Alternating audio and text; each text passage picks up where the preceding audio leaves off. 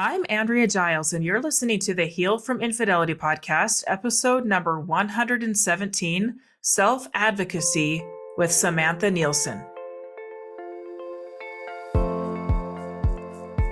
Hello, and welcome to the Heal from Infidelity podcast, where courageous women learn not only to heal from their spouse's betrayal, but to become the boldest, truest, most decisive, and confident versions of themselves ever. If you know there's more for you than the life you're currently living, but don't quite know how to get there, you are in the right place. Stick around to learn how to create a life that will knock your own socks off. Is it possible? It is, and I'm here to show you how. I'm your host, Andrea Giles. Are you ready? Let's dive in. Hello, my friends. Welcome to another episode of Heal from Infidelity. Today, I have a very special guest. This is a friend of mine, also a fellow coach that I have known since the very beginning of my coaching journey. We certified together in the same class, and I've kind of followed her progress, her success, her life's triumphs, her life's struggles. And she has learned a lot of really important things that I knew that she needed to come here to my podcast and share with you. Her name is Samantha Nielsen. And before we dive into all the content of today, I'd like, Samantha, why don't you go ahead and just give us an introduction, and then we'll share what we're going to talk about today. Sure. Go ahead. Thank you, Andrea. It's so fantastic to be here. Thank you for having me. I am so excited to connect with you as well. I'm Samantha Nielsen. I'm a certified life and divorce coach and a single mother of 3. I absolutely love what I do, and I believe that divorce gives us the opportunity to choose again. Quite frankly, it allows us to create something better than what we had before, and often is the answer in helping us to find realignment and true happiness with ourselves. Thank you. Thank you. Thank you. So when we were talking about recording this episode, there was one topic that we both felt strongly would be really helpful to focus on. And in all of the podcast episodes that I've done, I've not ever done one about this topic that we're going to share with you. And it's about becoming a better, stronger self-advocate. Yes.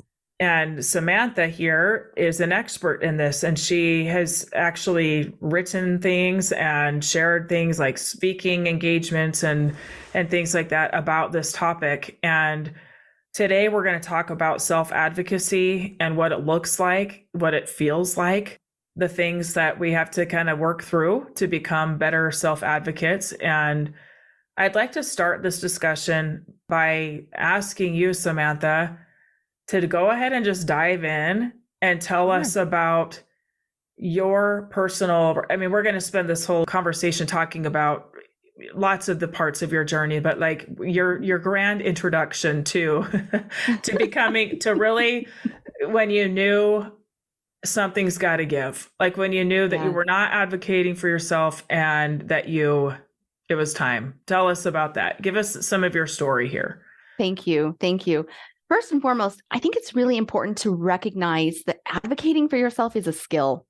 Yes. Just like building confidence is a skill, learning how to extend yourself and be social, it's a skill.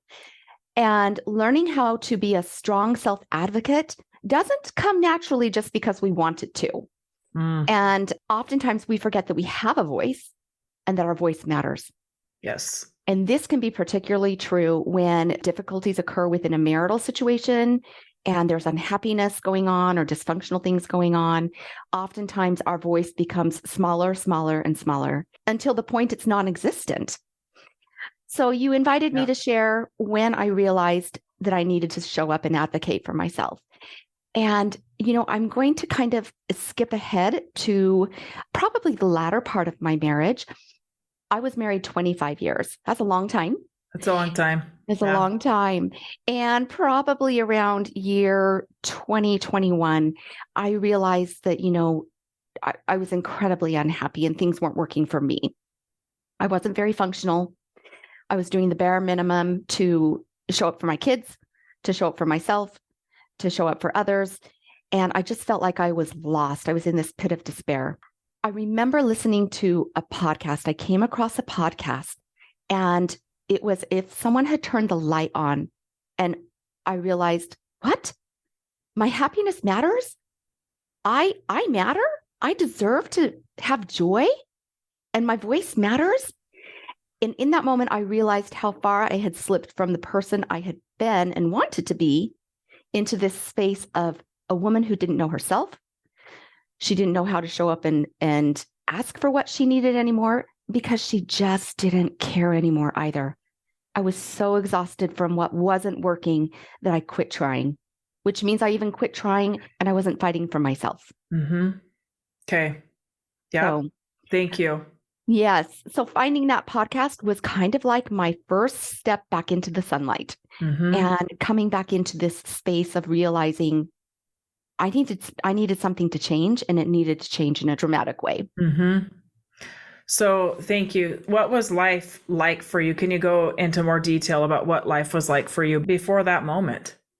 Sure. Like, tell us about your pain. Like, what did it feel like to not feel like it mattered? Like that your voice didn't matter? It's excruciating. Yeah. It's excruciating when you just feel like when you've thrown in the towel and you truly just quit caring about so much. And that is no way to live, right? I quit caring about my health. I was severely overweight. I quit caring about socializing and having connections with other people and creating beautiful and rich connections. I wasn't able to really attend to and be as engaged with my children as I wanted to be. I was just doing the surface level things. And as a result, of course, there was more and more disconnect with my spouse. And it was painful to even try and approach that and trying to bridge that because I was in this misaligned marriage. Mm-hmm. We were just misaligned. We weren't a great match. And I had known it for some time, but I was also in this heavy case of denial. Yes. What did the denial look like?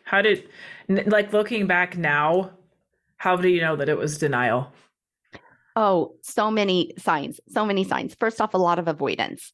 There wasn't a lot of great communication going on. There was a lot of avoidance on my part, surface level conversations, just addressing the bare minimum in speaking to the bare minimum that needed to be covered for handling the logistics of a family unit. Yeah. Denial also showed up in the sense that I was directing my time and energy into other things that could take my attention away from my pain. So for instance, I'm a really involved mother.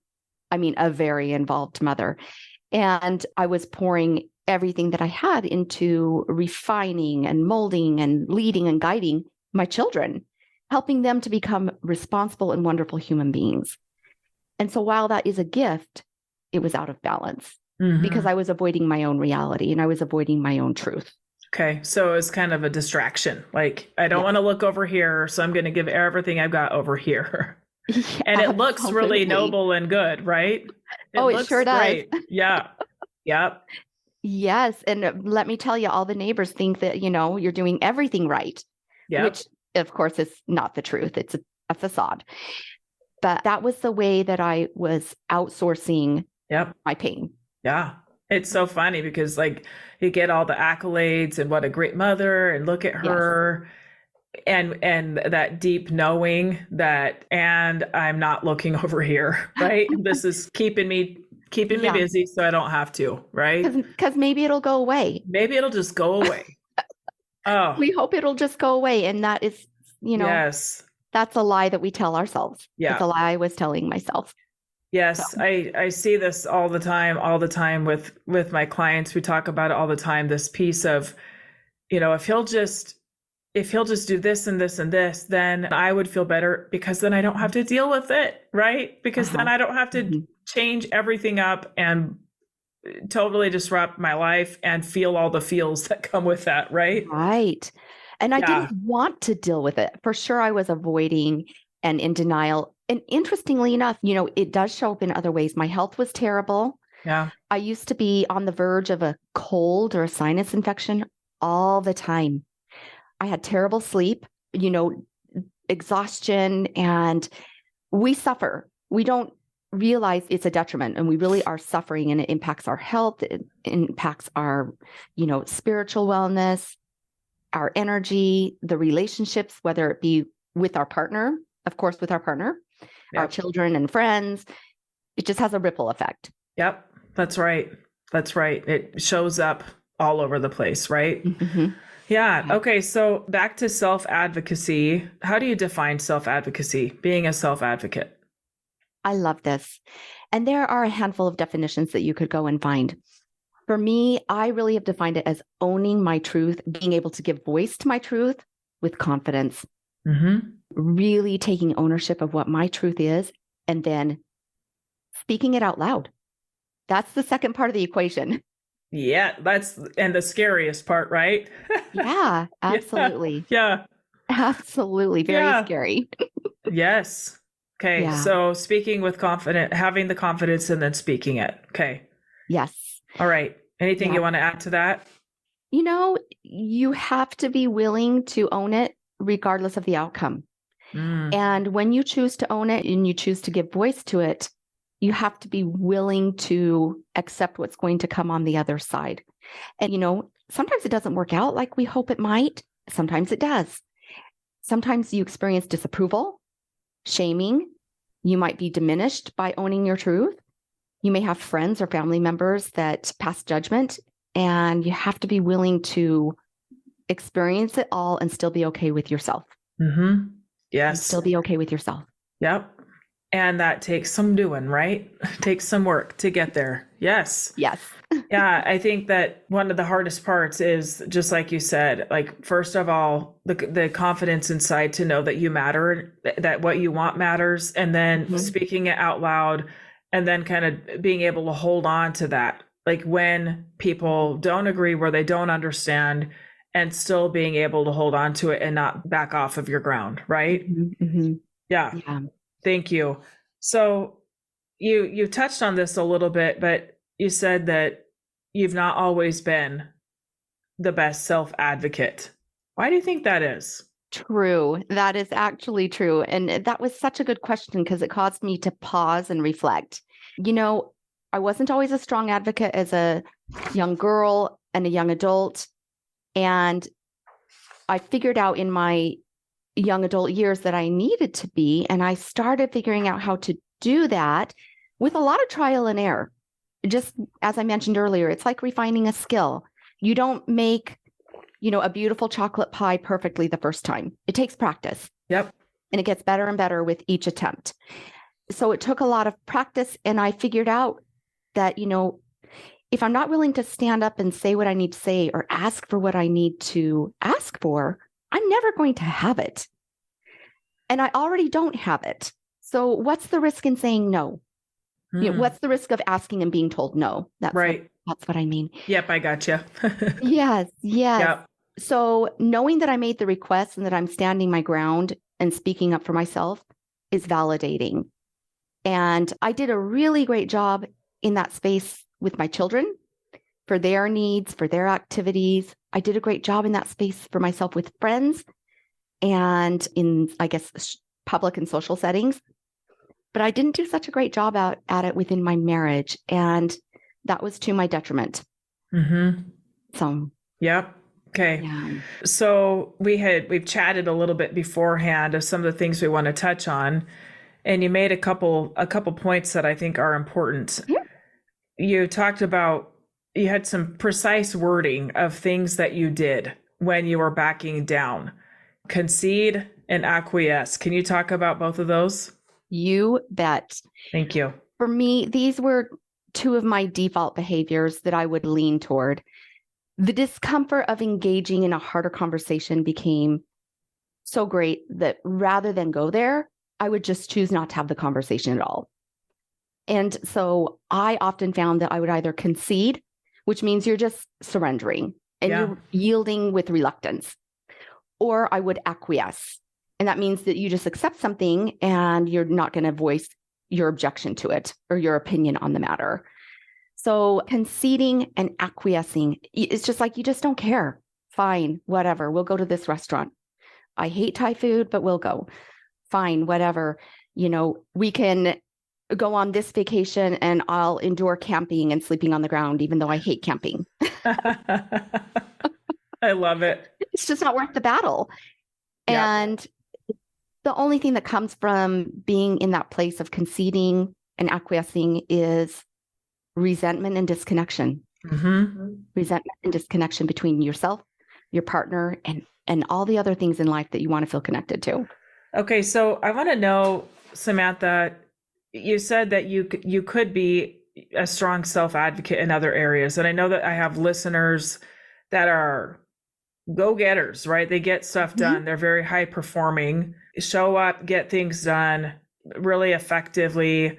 But, okay, here's a question. I want to know where, like, this piece in your marriage where you felt like you were not being a strong self-advocate, where you kind of shrunk and felt small and felt like I could just disappear into the floor, right? You didn't use those words, but I kind of get that sense from you, like, could I just melt into the floor and this is just painful? And I want to know, like, even in these other areas, like of mothering and community and all of these things where you did show up and where you did speak up, how did not having that relationship with yourself in your marriage bleed over into these other spaces, if at all? For sure. I probably missed windows of opportunity.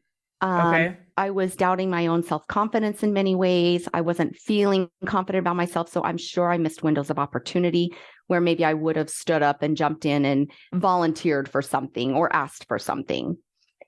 Overall, interestingly enough, there wasn't a lot of carryover. I am a really strong advocate in other areas of my life, whether it's, being on a school committee and volunteering, or saying, no, I can't take this assignment, my life is too busy, or asking for things that are right and fair. So I don't think that it had that much of a negative implication in my other settings with like social circles, children, workspaces, extended relationships. It really was situational. Okay. It really was situational, but the amount or the weight that occurred and that was felt in that part of my life was heavy, very heavy. Okay. Yeah. Let's fast forward a little bit. Thank you for that. You said that you listened to a podcast, that a light went on, and then everything changed. Can you share what changed? What happened? Yeah. It really was that dramatic. It really was that dramatic. I remember laying on the couch. It was the middle of the afternoon. There was an advertisement for some type of a podcast that caught my attention. I clicked and I listened. And it was as if someone had brought me a cold glass of water after I'd been traveling through the desert for years. It was life-changing. And the reason it was life-changing is because it reminded me, it pricked my heart and my mind and my spirit, and reminded me that my life mattered. I mattered. My life was valuable. My voice mattered. And that not only were these things valuable, I had options. I had choices. I was not trapped, and I could change my reality. Amazing. So how did you start changing your reality? What happened? Well, first off, I started binging on all those podcasts, one after another, and I could not get enough of them. It literally was like water and air and sunlight for my soul. And I just wanted to learn. I was an avid learner. I was so eager. And as I was taking in this information, it was like I was waking up a little more and a little more and a little more, and coming back into this space of remembering who I was a long time ago and who I really wanted to be as an adult woman. So it was fantastic. Hard, difficult, tearful, invigorating, and fantastic, all rolled into one. Yeah, I love it. I'm sure that my listeners are probably wondering, what's the podcast? Kind of share the podcast that changed your life. Of course. And this won't surprise you. This was in 2017 and 18, and I had listened to one of Brooke Castillo's podcasts with the Life Coach School. And of course, she is the life coach that I am certified under, and you as well. Okay, perfect. So tell us about like your coaching journey. What happened? You started listening, binge listening. Yes. And then you decided to do something further with it. You've decided to go to coach training. Tell us more about that. Yes. I actually was a student of the work first, and I realized I needed to do a lot of internal work and kind of figure out who I was again. Yep. Find a little bit more of this identity that had been lost. So I was a student of the work for probably 7 or 8 months.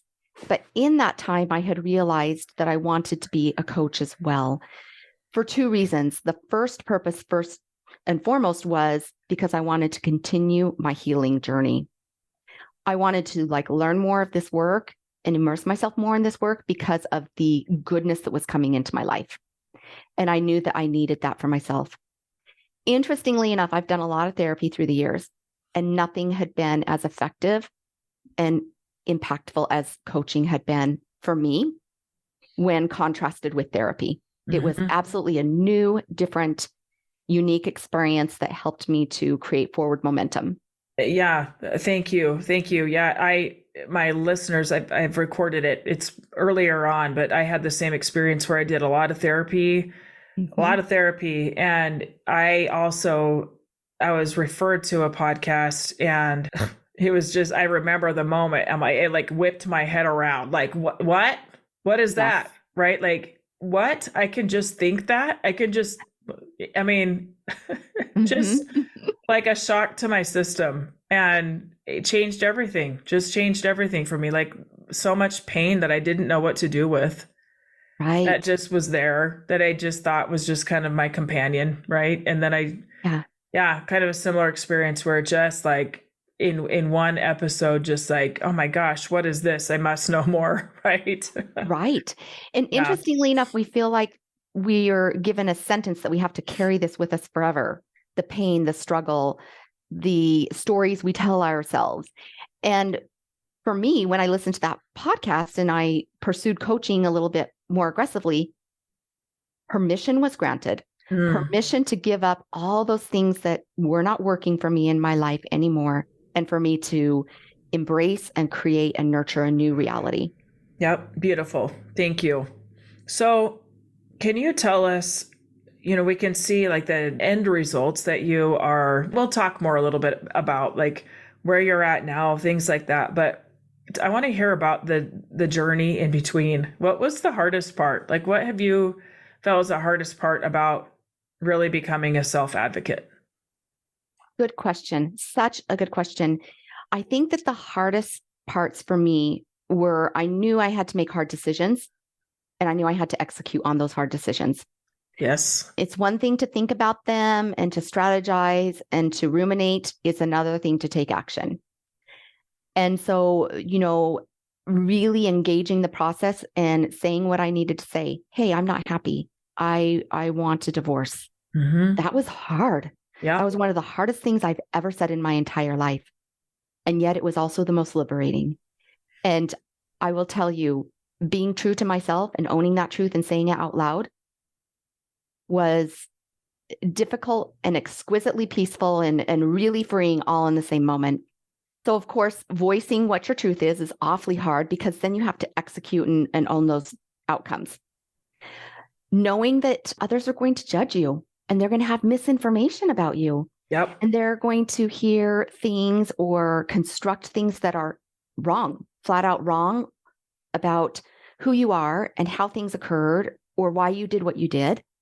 You have to really be okay with owning your truth and living in your own skin and not letting other people's opinions affect your self-esteem. And that's awfully hard as well. And then I think, of course, the most important one to acknowledge here, especially in the space of divorce, is that my truth and my decision would impact my children. Yep. Absolutely. I was just thinking about that. Was there a time where you kind of hid from what was true for you because you didn't want the answer to be divorce? Most of my marriage. Yeah. For my kids, I don't want my kids to, that's something I talk about a lot on this podcast, is that very real, I don't want my kids to have to go through that. Right. Absolutely. And I'm a child of divorce. I know what divorce looks like. Okay. My parents divorced when I was 10, and I know how my life changed and how my comfort levels were impacted, how my lifestyle was impacted. Yep. So absolutely. I really did explore every option possible to try and make things work, to try and find connection, to try and keep things in place, not only for my children's sake, but because I didn't want to have to experience it either.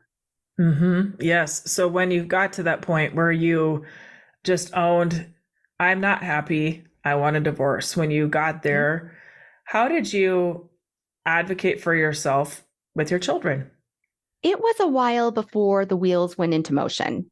Okay. Even though this truth was known between my partner and I, you know, we allowed for some Okay. time and space to be there so that we could put a plan in place. And Okay. I actually think that's one of the smarter things that we did. We didn't announce that the house was on fire. Yes. No Yes. one, no one was packing bags quickly. We were very thoughtful about how we were going to present the information, how we were going to move through the process to the best of our ability, and how we wanted to frame this for our kids and also for, the public, because you have other people who get wind of this. And quite frankly, there's a lot of curious people out there who just want something to chew on and they're not Yes. really genuinely concerned. Yep. Yep. Just want a little drama, right? They want a little drama because they're bored in their own life. Yep. Yeah. So tell me how, like, when you did go talk to your kids and ultimately get divorced, how did they handle that, and how are they doing now? It's a great question. And it's a question that my clients do ask as well. How will my children respond? It was very upsetting. My Yep. children were older. And even though they were older and they could understand more and process more because they were, older teens and in their teen years, it was still very, very upsetting. I truly believe that children, regardless of the age, whether they're 12, 22, or 42, they don't want to hear your parents are divorcing or that their parents are divorcing. So it was very upsetting. They knew that things were hard. They knew that, we had our struggles. So I don't know that it was a surprise, but still very upsetting. And now that there's almost 2 years behind me and having been single almost a full 2 years, each of my children have come to me separately and have shared that they can see just how much happier I am as an individual and also their dad. They can recognize that as human beings, as individuals, we are far happier apart than we were together. And all of them have given voice to this and have acknowledged and recognized that we're different people now. We're Wow. happy and different people than we were in the marriage. Wow. That's so powerful, because I know so many of us are, it just so much resistance to divorce. And Yes. I remember it so well, just kind of what I assumed would be my kids' experience. Like, I just was so worried about them. And really, I think kids are incredibly perceptive, and they can pick up on what's true, right? So if Yes. they call our bluffs really well, don't they? Oh, Kids, for sure. remarkably well. So Yes. they recognize that the truth, and that they are better apart than they are together. And Yes. I look at those things and what that's going to do for them and their lives, of being able to be self advocates for themselves. They've Mhm. had the example. Okay, so now what have been the best parts that you have learned from being a self advocate in your, like, that was in your primary relationship, in your marriage, right? You're not married Mhm. anymore, but Mhm. I'm sure that that skill has probably, it's serving you well now, right? So For what have sure. been the best parts about learning to become a better self advocate? I think the best parts are that, first off, I can do hard things and Yeah. I'm going to survive. I really will. It's not going to be the end of my life and it's not going to put me down for days and days and days. Ah, Um, yeah. I can stand my ground in this place of respect, kindness, courtesy and compassion. And I can own my truth and I will be okay. And I can do it in a way that respects both myself and the individual that I need to speak with. Because Hmm. oftentimes people think that when you advocate that there's going to be conflict. And quite frankly, there doesn't need to be conflict. Yeah. There doesn't have to be conflict. So knowing that I can own my truth and that I can be okay and have my own back in owning my truth has been incredibly powerful. And I've learned Amazing. so many wonderful, beautiful things about the fact that I can take care of myself in a really bold, vibrant, and strong way. I'm Hmm. stronger than I ever realized. Ah, so good. What are you enjoying most about life right now? Oh, goodness. Andrea, I am the happiest divorced woman on the planet. I I love have it. to say, I am just so, so incredibly happy. And I think the thing that I am enjoying most is getting to know myself better. Getting to know myself in a deeper and more intimate way of what I do like and what I don't like, what I am willing to allow and permit to be a part of my life and what I'm not. And I'm also enjoying the fact that I really don't give a lot of merit or value to anyone else's opinion right now. And I say that in the most respectful way possible. I love it. Isn't that so powerful? Like just to really know and believe yourself. Like I believe myself more than I believe anyone else. Yes. Oh, it's powerful, right? It feels good. Yes. It feels good. Oh, good for you.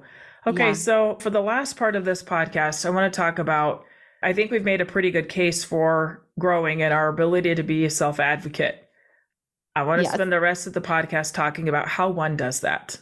Oh. Okay. How does one become a better self-advocate?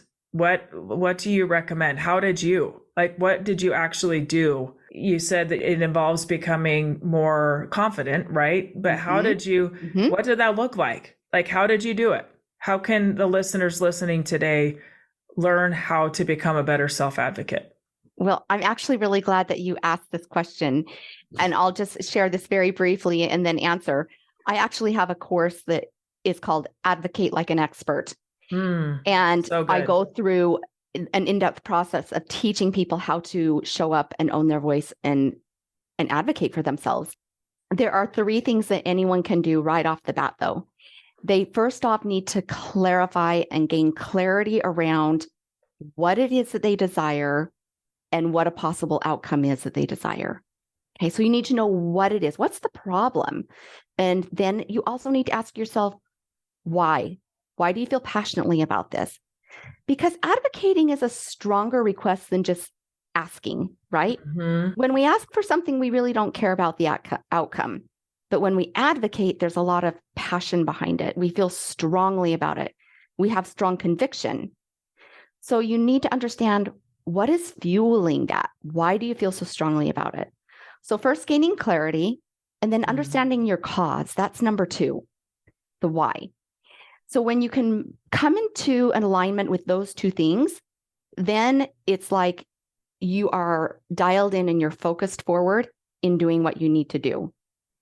The final step, though, is communicating with confidence. And that's the real clincher there. You have to be able to show up for yourself. You have to know exactly what you want, what the outcome is that you are desiring, why it's important. Then you have to make the request. So I identify these things as the 3 C's: clarity, cause, communicate with confidence. 3 C's. Boom. So good. So powerful. I love it.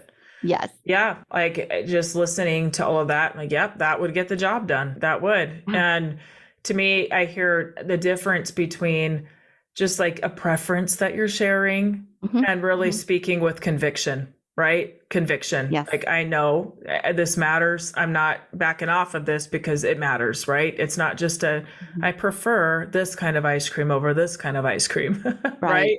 Right. Yeah.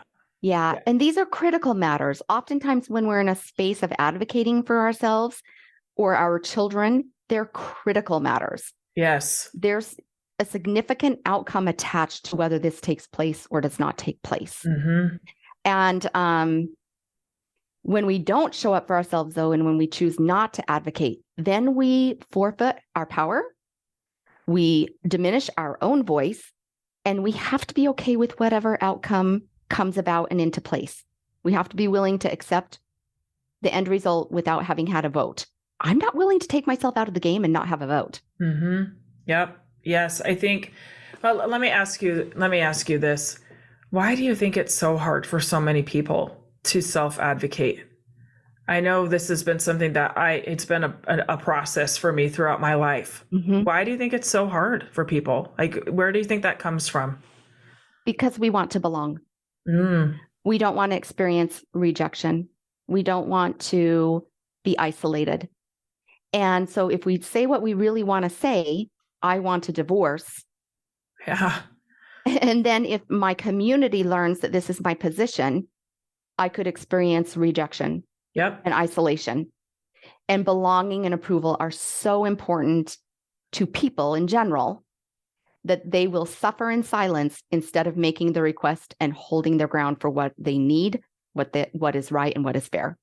So good. Yeah. I see this all the time with my clients who like they really do have a desire to stay, right? Mm-hmm. They want to stay after infidelity but they're still kind of toning down, kind of muting, hushing the things that they really want, what they really want to see, because they're so afraid of what if the answer is no, right? Mm-hmm. And that fear of rejection, fear of not belonging, like you're right. That's exactly it. Just this, we have this primal need, like we want to belong, and the fear of somebody giving us backlash for the things that we want is very scary, right? It is. It's very scary. Yep. But I can tell you this, Andrea, when the discomfort of not being heard is greater than the discomfort of what might occur when you are heard and you voice what you need, when that discomfort of not being heard outweighs the risk, yep, you're going to step into the space of risk. Yep. Like, and you'll be willing to live with the outcome and the answers that are on the other side of that. Yeah. It becomes intolerable, right? Like I can't do this for one more day. It's like killing me inside, right? Yes. And I think that you bring up really good points though, like in your example from your own life about how you needed to know that something else was available to you as well. Like that can be like an anchor to hold on to, like before, if you didn't think that your voice mattered, even if you were suffering intensely, right? That shift of going, actually, I do get a vote. Actually, my life does matter. The things that I want matter, and being able to anchor into that can also give you like the courage to lean into it, right? To speak up. Yes. And sometimes we even have to borrow the courage from someone else until we can nurture and fuel ours into a better place. Yep. And that's what I was doing when I started into that journey. And I was learning more about coaching and learning more about what was true for me. I was borrowing courage while I was nurturing and rebuilding my own. So good. I love it. Yep. Thank you. Perfect. Thank you. Okay. So at the end here, I'm going to have Samantha share how my listeners can find out more about you, learn how to learn from you, be in your space more. I'll have you share that at the end. But before we jump to that, do you have any final thoughts that you'd like to share with my audience? Sure. I do have a couple final thoughts. No one is exempt from trial. No one is exempt from life's difficulties. And I think a couple things that really helped me to come out better rather than bitter in this experience is, first off, I really do believe in leaning into your faith and a higher power. Whatever that is for you, nurture that faith, nurture that belief. And then I gave myself lots of time and room and space to do what I needed to do. And I met myself with a lot of compassion, recognizing that the past Samantha was doing the best that she could with the tools that she had at that moment. And that now I know more, I can do different. I can do better because I know better. And then just love yourself fiercely. Love yourself fiercely, even with all the mistakes that you're going to make, because you will. Yes. You will. And recognize that you still are 100% worthy, and that you matter even along the path when you might get something wrong that you had hoped to do differently. And finally, I would say, be happy. Really lean into being happy. Life is too short to be unhappy, and we all deserve genuine happiness. Amen. I love it.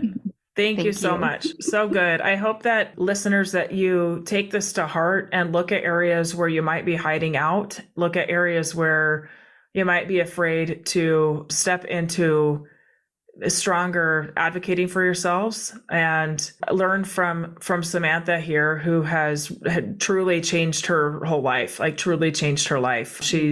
Why don't you tell them what you're up to? Tell us about what you're doing now. Thank you, Andrea.